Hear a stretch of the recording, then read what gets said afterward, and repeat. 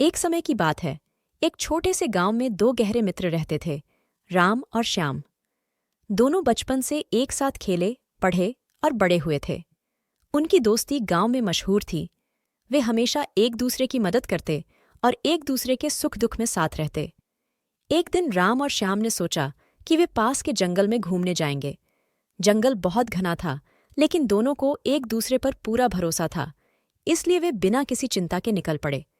जंगल के अंदर चलते चलते वे बहुत दूर आ गए और अचानक उनके सामने एक भालू आ गया। राम को बहुत डर लगने लगा। बिना कुछ सोचे समझे वह तुरंत पास के एक पेड़ पर चढ़ गया और श्याम को नीचे छोड़ दिया।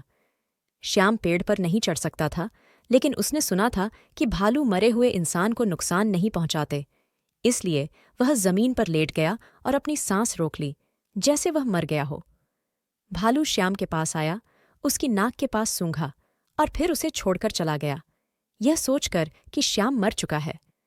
राम ने जब देखा कि भालू चला गया है, तो वह पेड़ से नीचे उतरा और श्याम के पास आया। उसने हंसते हुए कहा, भालू ने तुम्हारे कान में क्या कहा?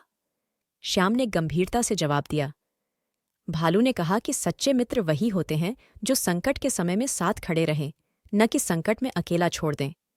राम को अपनी गलती का एहसास हुआ और वह शर्मिंदा हो गया।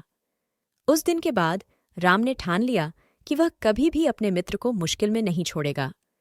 इस कहानी से हमें यह सीखने को मिलता है कि सच्ची मित्रता कठिनाइयों में परखी जाती है।